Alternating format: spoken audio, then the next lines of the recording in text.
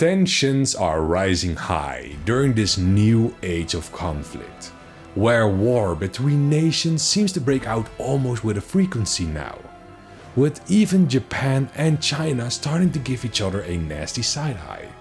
And while this conflict is a little bit too fresh for me to give a nuanced take upon, so I won't. But seeing the type of things both nations and their citizens are accusing the other of, it is almost foreign to imagine that there was a time where the two got over a heated conflict not too long ago. See, Japan committed quite a few atrocities during their campaign during the Second World War. Atrocities that aren't easily forgotten by the people they occupied during that era. Especially China wasn't all too amused with Japan's actions.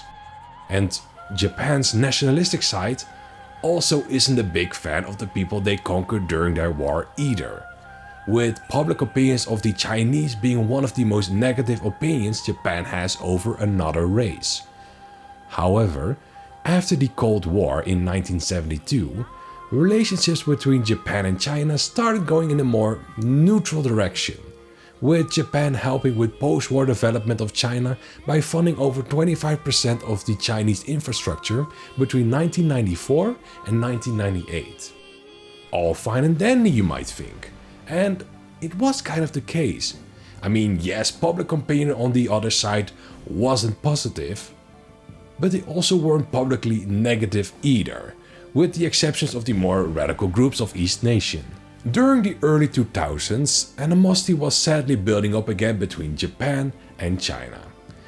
This time primarily involving a history book that has gotten state approval in Japan that minimized the horrible things Japan did during the Second World War, with one of the examples being the downplaying of the horrors of the Nanking massacre by calling it an incident and saying that many Chinese soldiers and civilians were killed or wounded by Japanese troops. Documentary evidence has raised doubts about the actual number of victims claimed by the incident. The debate continues even today. This, along with Japan's UN Security Council membership, caused open protests and riots in mainland China, Taiwan, Hong Kong, both North and South Korea, and the Philippines.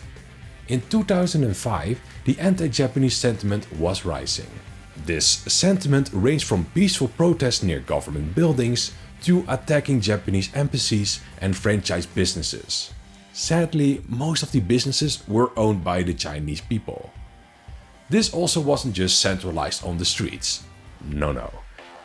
The digital era brought people together from the comfort of their own home. The anger was real. The anger was viral. But the anger wouldn't last. Enter Saaya Irie, 11-year-old elementary school girl, a model who was scouted through audition during her 5th grade in elementary school. What kind of model was she, you may ask? Well, she was a Gravure model. A type of model that is still very popular in Japan that focuses on the curves and sexuality of their model. In Japan, a lot of the magazines that carry your favorite manga oftentimes uses Gravure models as their cover model. Now, I'm gonna take a few steps back cause I kinda glossed over it. 11-year-old Saaya Irie was such a model. She was, as some might say, blessed with a very mature body for her age, making it very appealing for a certain type of audience. In Japan, DVD sets of Gravure models are very popular.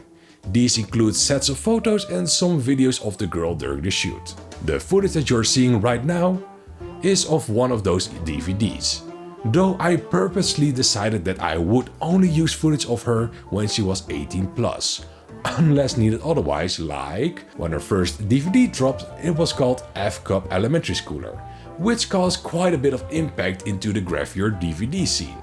Now, I hear you ask, Dirk, why are you talking about an 11-year-old underwear model in a video about Japan and China? Well, this impact that I mentioned earlier wasn't just bound to Japan. It was felt overseas as well. An image of her was posted with a sad look on her face and a bathing suit on an anti-Japanese messaging board on Baidu saying, "Announcement to all Chinese people from 11-year-old busty Japanese girl Saaya Irie. Dear brothers, the beautiful Japanese girl Saaya is asking for help. Please everyone, stop being anti-Japanese. And it fucking worked.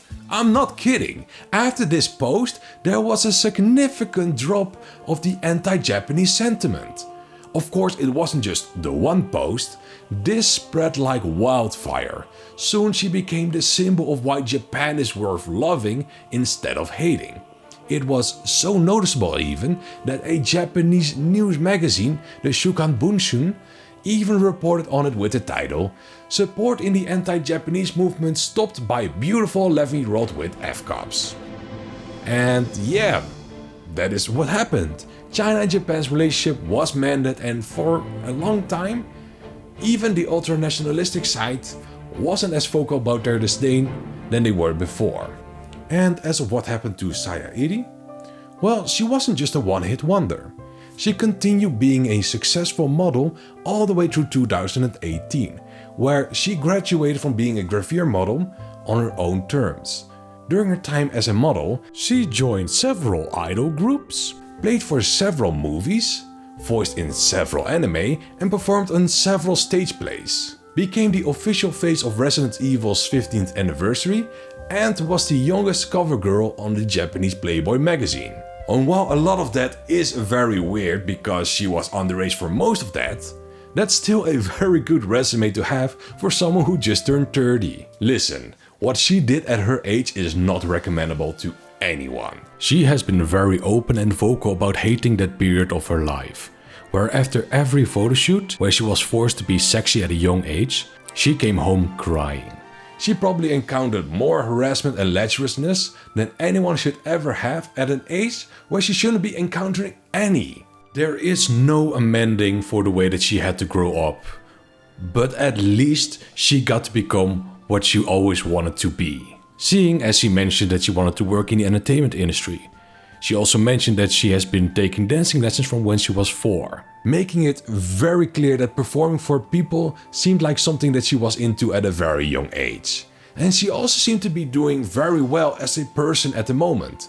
She announced her marriage in 2022 and her pregnancy in the same year. However, for the people that are fearing that this is a normality in Japan, luckily Japan is actively working against the sexualization of minors in commercial world. So cases like Saaya are getting rarer and rarer. Now, let's hope that a legal woman in a bathing suit has equal as much effect on the neutralization of anger between nations, because we could really use one right now.